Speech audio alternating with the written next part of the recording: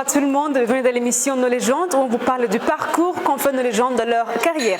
Aujourd'hui, comme à chaque semaine, on vous fait découvrir une légende et on va découvrir ensemble un homme politique passionné par le service public. C'est une grande personnalité. Devine qui est notre légende aujourd'hui.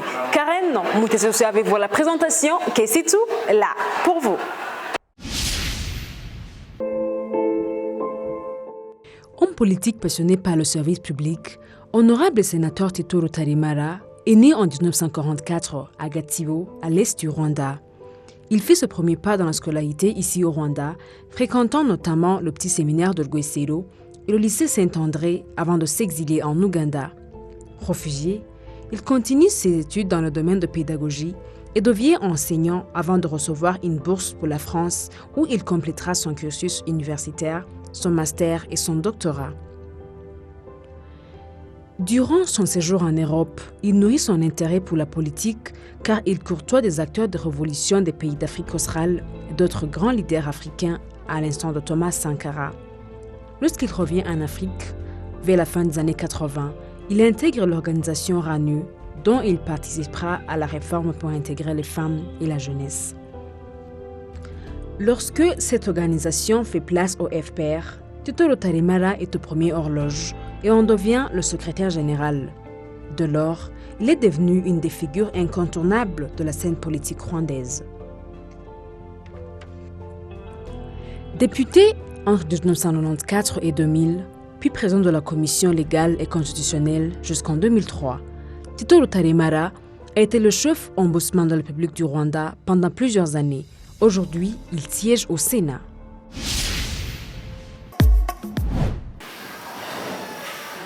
Et oui, chers téléspectateurs, comme je vous le disais, aujourd'hui, on a eu un très grand privilège de dévoiler un homme hors du commun qui a brillé le fil de décennies par son sens poussé du patriotisme. Honorable Tito Rutaremara est notre légende aujourd'hui. Bonjour. Bonjour. Vous allez bien? Oui, ça va. Meilleurs vœux. Merci. À vous aussi. Merci beaucoup. Comment vous avez fêté les fêtes de Noël et de Nouvel An? Oh, je l'ai fêté dans l'avion. J'étais à Congo-Brazzaville le matin. C'est là où j'ai pris l'avion pour Kigali. Comment était l'année 2019 pour vous?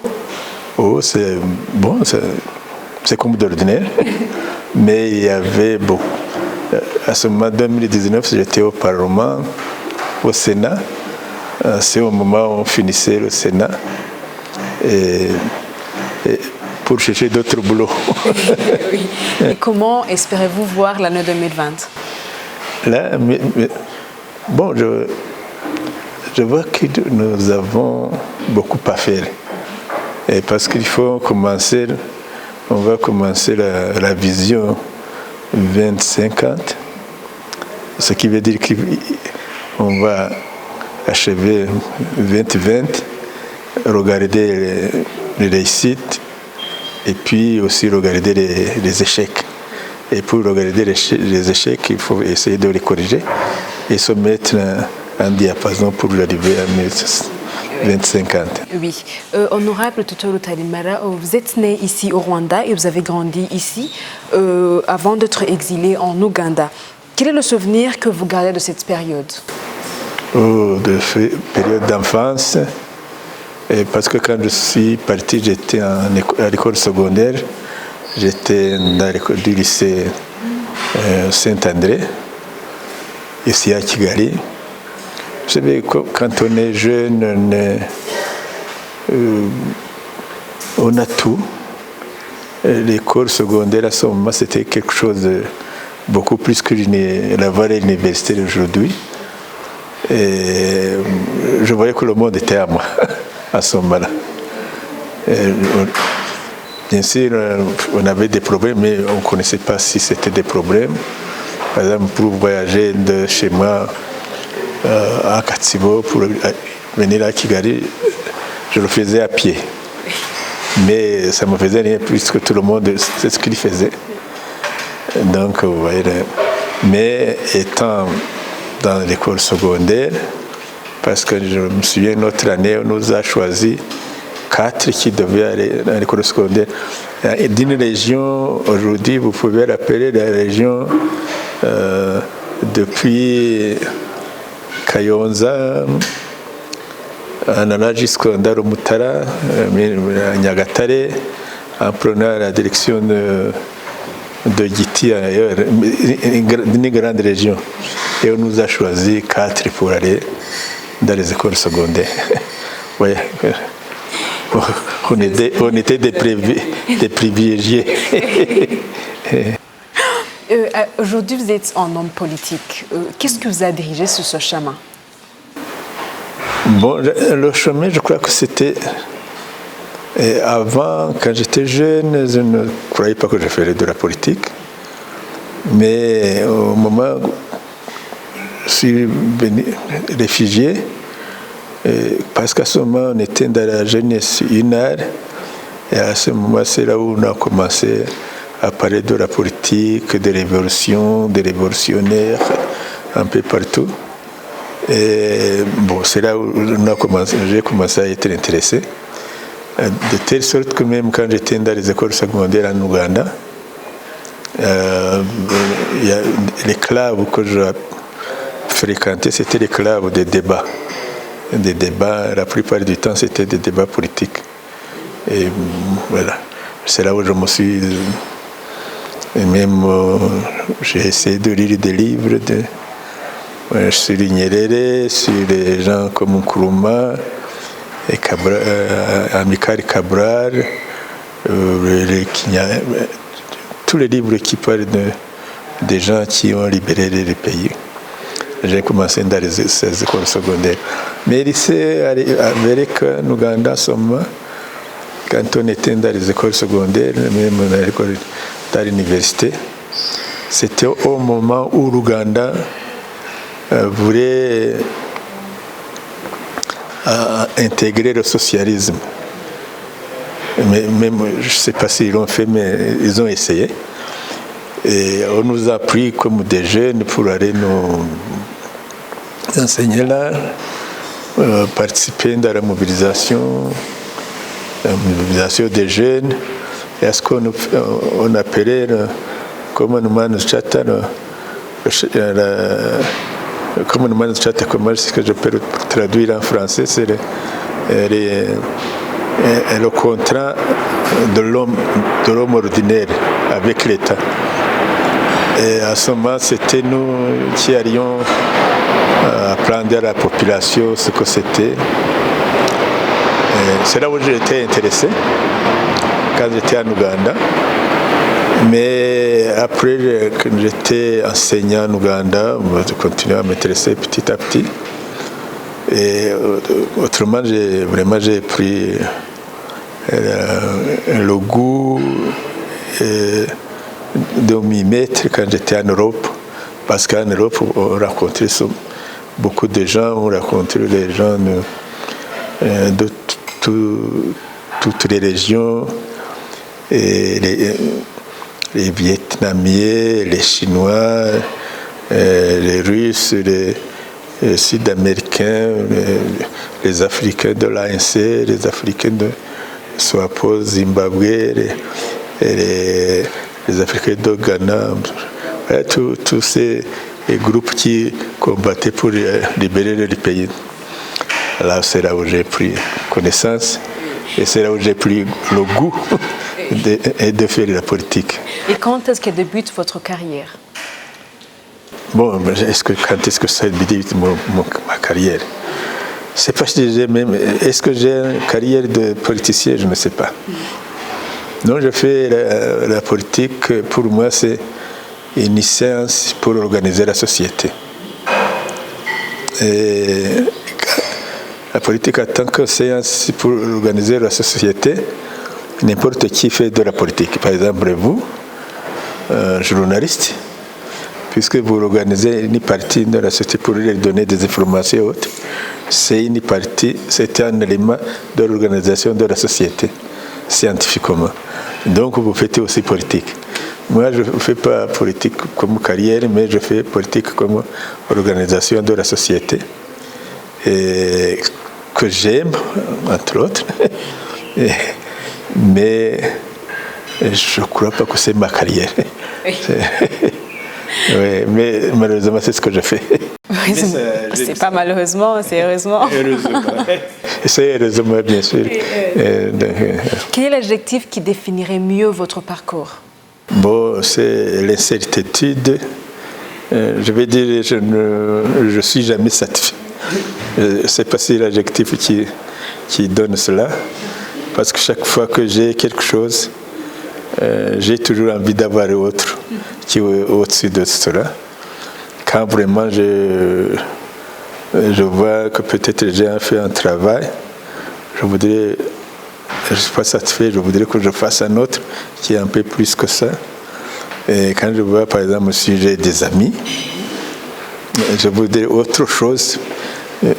Ou bien si, par exemple, comme j'étais dans le moment du Front patriotique, avoir des jeunes cadres, je voudrais avoir un peu plus.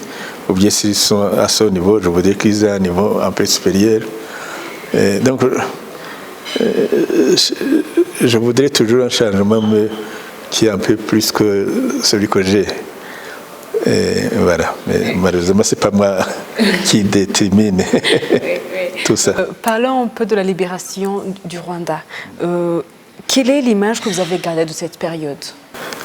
C'était l'image que ça me donne, c'est l'image, une bonne image, mais pleine des incertitudes, pleine de beaucoup d'activités, plein d'efforts, plein de souvenirs, plein de difficultés, mais aussi vraiment la joie de vivre.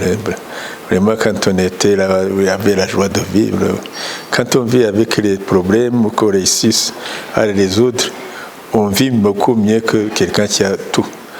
Quand on a des problèmes et puis on les résout, vraiment, on est satisfait, on a la joie, vraiment, on a la joie de vivre. Ça, il n'y a rien de bon que de plus beau que ça. Ça, c'est le coin, le sens même, avoir des problèmes, les résoudre, regarder les résultats. C'est quelque chose de très intéressant. Aujourd'hui, si vous voyez le Rwanda dans cette vision 2020, quelle est votre ambition? Qu'est-ce que vous sentez?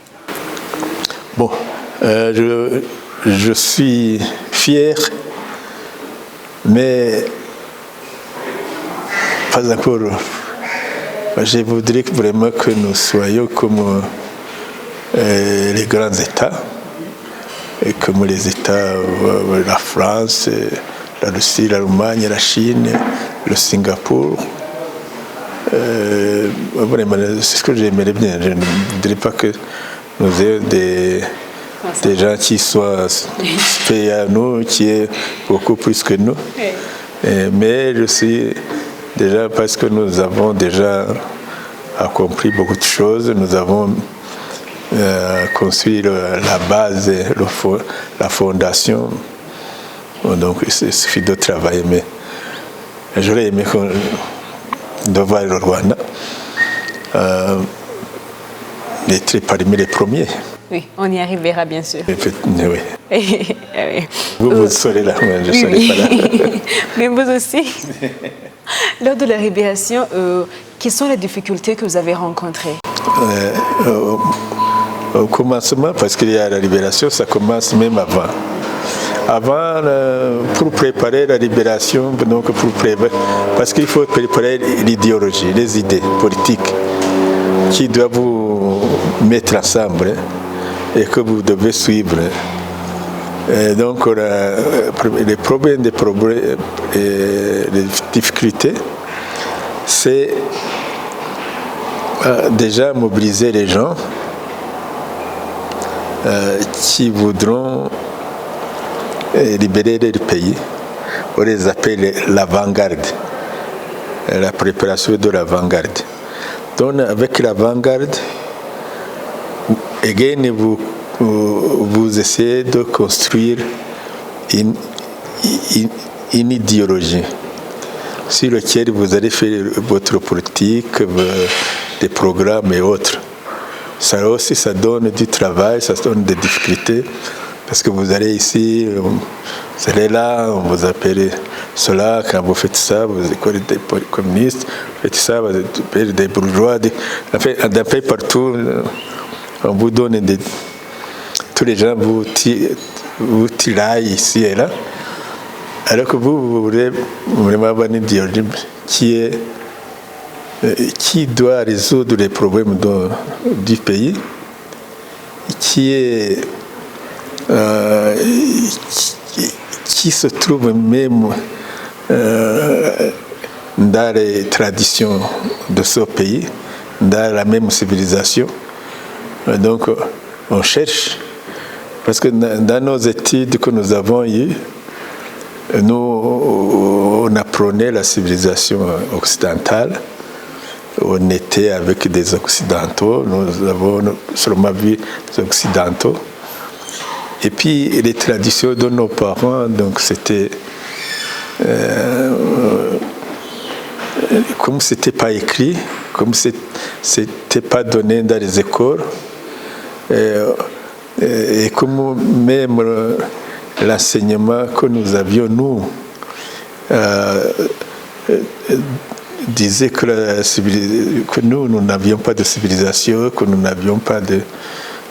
n'avions rien donc d'intéressant, que nos traditions étaient mauvaises. On a été éduqués comme ça. Donc, le fait de regarder derrière, d'essayer de comprendre l'intérêt de notre civilisation, les valeurs que notre civilisation a nous il faut encore recréer. C'est recréer parce que nous, on n'était pas... on est né au moment où il n'avait plus de valeurs. La civilisation occidentale avait poussé, les écoles les avaient poussées, la chrétienne, les religions avaient poussé toutes ces valeurs-là. Donc il fallait essayer de faire l'introspection de votre vie, essayer de regarder à l'intérieur les valeurs vraiment de notre société et construire sur ces valeurs. Construire ce qui est moderne, mais en se basant sur les valeurs traditionnelles de notre société. Ça, c'est quelque chose de difficile. Surtout en ce moment, comme on n'était pas éduqué dans cette civilisation-là. Parlons toujours de la libération. Quels sont les meilleurs souvenirs que vous avez gardés de cette période?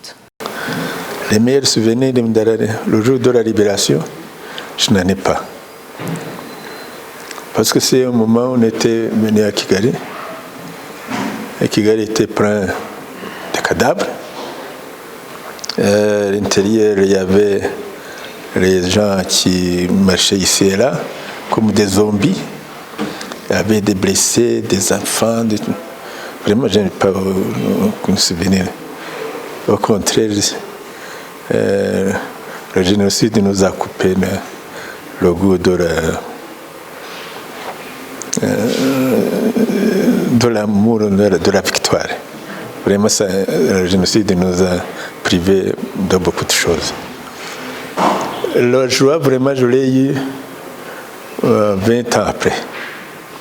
Quand on parlait de notre libération et autres, c'est là où j'ai eu la joie. Mais avant, quand on était à Kigali, on voyait les cadavres, les gens qui marchaient comme des zombies, les vieillards qui étaient là, les enfants qui étaient orphelins, les blessés autres, les écoles détruites, les maisons détruites. Tout c'était un chaos vraiment complet, un chaos complet. Le tout était dans le néant. On n'avait pas de joie. En tout cas, je n'en ai pas eu. Oui. Parlons un peu de la culture rwandaise. Comment vous pouvez la définir aujourd'hui? La culture rwandaise, comment je peux la décrire? C'est une culture qui a beaucoup de siècles, qui s'est créée à travers des siècles. C'est une écriture très complexe, mais complexe, très cultivée. Quand on est à l'intérieur de cette écriture, c'est une écriture vraiment très fine, raffinée. Il faut essayer de la comprendre. Vraiment, c'est une culture que n'importe quel être humain peut être fier. Malheureusement, nous ne l'avons pas écrite, mais petit à petit, les gens vont comprendre en se basant sur l'écriture d'avant. C'est une écriture qui véhicule des valeurs, mais aussi c'est une écriture qui véhicule l'esthétique. C'est une écriture qui véhicule le savoir-vivre et le savoir-faire. Et c'est une écriture qui véhicule l'introspection de la pensée, d'essayer de comprendre qu'est-ce que la vie, qu'est-ce qu'on va faire. C'est une écriture magnifique, vraiment. Et je le compare avec d'autres parce que j'en connais. Et qu'est-ce qu'il faut pour la maintenir? Bon, il faut premièrement que les gens l'acceptent. On commence déjà parce que nous commençons par accepter les valeurs de notre culture, mais aussi il faut accepter les valeurs, même le fondement, mais les valeurs c'est déjà le fondement. Et savoir que une écriture c'est dynamique, accepter les autres cultures, mais intégrer ce qui est bien, et rejeter peut-être les pratiques qui ne sont pas bien dans notre culture, et rester avec ce qui est essentiel, mais continuer dans les valeurs, continuer dans l'esthétique, continuer dans la pensée du Rwanda parce qu'elle est très profonde, et puis aussi apprendre la langue, parce que la langue c'est pas la culture, la langue c'est le véhicule, c'est ce qui véhicule la culture. Bon, il faudra continuer, parce que si on ne connaît pas la langue, par exemple, vous ne comprendrez pas l'esthétique des poèmes.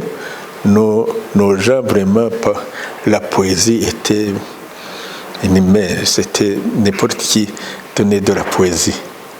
Et voilà, ça c'est l'esthétique de notre culture, que n'importe quelle personne, que ce soit quelqu'un qui est dans les champs en train de cultiver, il faisait de la poésie. Quelqu'un qui est derrière les vaches, il faisait de la poésie. Quelqu'un qui est un peu partout, c'était la poésie, l'esthétique de la vie du Rwanda. C'est vraiment, quand on y pense, on trouve que c'est extraordinaire, vraiment, quand on compare cette culture avec d'autres cultures. Mais les formes, il y a des formes peut-être qu'on ne reviendra pas, mais aussi qu'on doit accepter d'autres cultures, ce qui est bien, on reprend. Oui. Et si vous essayez de comparer la culture rwandaise à votre époque et aujourd'hui, qu'est-ce que vous constatez? Si j'essaie? Si vous essayez de comparer la culture rwandaise à votre époque et aujourd'hui, qu'est-ce que vous constatez? Bon, qu'est-ce que je constate? Je constate deux choses. À notre époque, même si nous on avait les corps de la religion et les corps officiels, bien sûr ils nous donnaient toute la culture occidentale en méprisant la nôtre, et ils nous enseignaient de mépriser notre culture. Mais on avait la chance d'avoir à la maison des mamans, des grands-parents qui étaient en dehors de cette culture à laquelle nous étions. Donc on était entre les deux. Tandis que les jeunes d'aujourd'hui, ils ont la chance d'avoir un gouvernement qui veut un État qui veut encore regardé derrière dans nos cultures. Mais malheureusement, ils ont des parents qui n'ont pas cette sagesse. Et notre culture n'est pas écrite. Oui. Donc, il y a la volonté, mais la volonté manque les moyens. Il manque les vieux pour réduire cela, il manque les écrits pour les lire quelque part. Bon, c'est encore, ils se cherchent. Alors que maintenant, la culture, il y a des cultures fortes qui, la technologie est très avancée, donc qui sont facilement publicités un peu partout, comme la culture européenne et américaine ou bien chinoise. Les jeunes ils sont à tendance à suivre cela. Nous, on avait plus de chance qu'eux. Mais on avait la chance d'avoir encore des grands-parents qui nous le disaient. Mais on avait la malchance d'avoir des systèmes qui nous disaient non, votre culture est mauvaise, la bonne est celle-ci. Mais maintenant, ce qui est bien, mais dommage, c'est que maintenant, il y a un État qui dit, bon, votre culture est très bonne, puis, s'il vous plaît, allez-y. Mais il n'y a plus de gens qui véhiculent cette culture, il y a très peu. Il n'y a pas de livres qui véhiculent cette culture, et il y a des cultures très avancées, très riches, très technisées, donc qui se propagent dans le monde entier. Donc, ça. Oui, ils sont dans ce problème. J'essaie de décrire les problèmes qu'ils ont, qui sont complètement différents des problèmes que nous avions.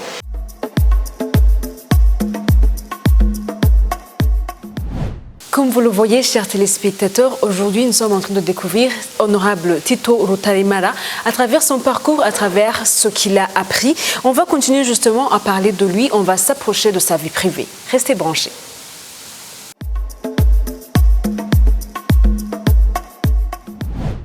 À part d'être honorable sénateur, leader du Rwanda Elders Advisory Council, qui est Tito Rutarimara en dehors de carrière? Je suis un vieux machin. De rien du tout. Ça, c'est Tito Rutarimara. Juste ça? Oui. Père de... Hein? Ah, donc tu... Oh bon. J'ai un enfant et plusieurs enfants. Je veux dire que j'ai un enfant à moi, mais j'en ai eu à peu près 35 enfants. Tous les gens qui vivaient chez moi, que j'aidais après la génocide et autres. Voilà. La plupart ils sont allés à l'université, ils se sont mariés, ils ont des enfants. À Noël, ils étaient à la maison, on était une quarantaine avec les enfants. Voilà, ça c'est Tito. Aujourd'hui, vous êtes une légende et c'est sûr que vous inspirez beaucoup de gens. Avez-vous déjà eu un inspirateur aussi? Oui, j'en ai eu mais plusieurs, moi, parce que je n'ai jamais eu une seule personne. Comme je parlais de Jean-Jules, de Saint-Just, je parlais d'un révolutionnaire qui combattait l'injustice, ça, quand il s'agit de justice. Mais aussi, il y avait, par exemple, Amilcar Cabral. Amilcar Cabral, c'est un révolutionnaire de Guinée-Bissau, qui a mobilisé la population rurale pour combattre le colonialisme portugais. Et il est mort, on l'a tué. Mais j'aimais ces idées de la lutte la lutte, l'unité dans la lutte.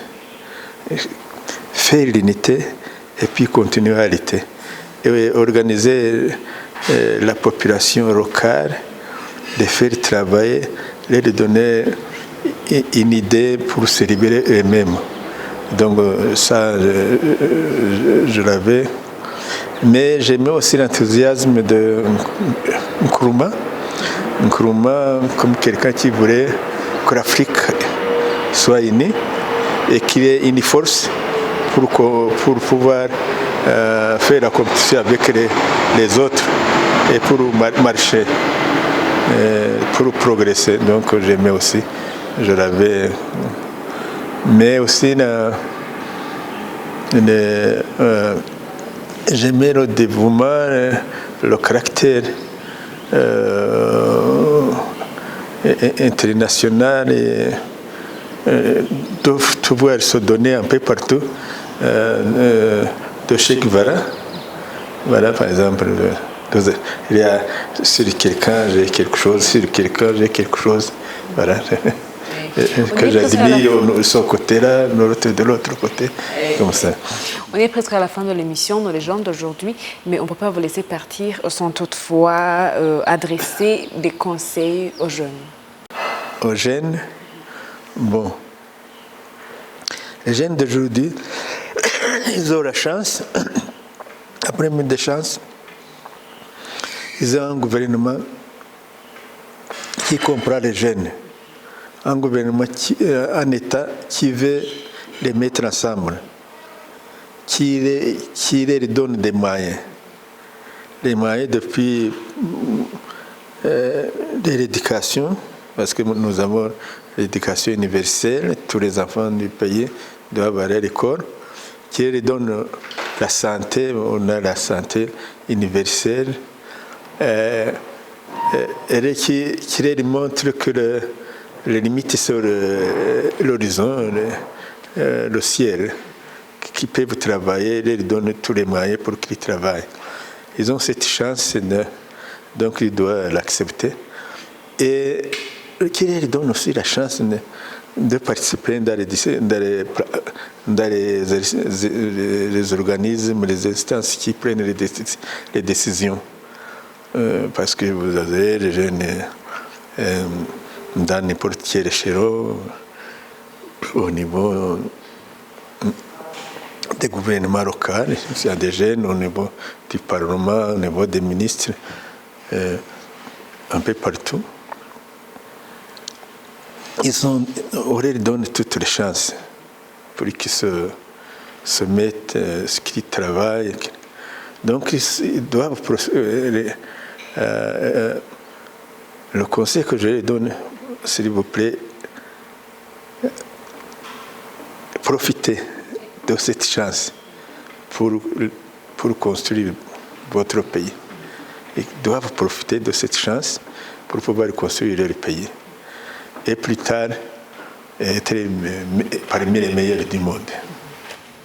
Permettez-moi de vous remercier, honorable Tuto Rutarimara. C'était un très grand plaisir de vous accueillir dans l'émission de Légendes sur Kessito. Merci beaucoup. Merci. Merci beaucoup aussi. Merci beaucoup. Merci. Mais vous êtes gentil. Hein? Merci beaucoup.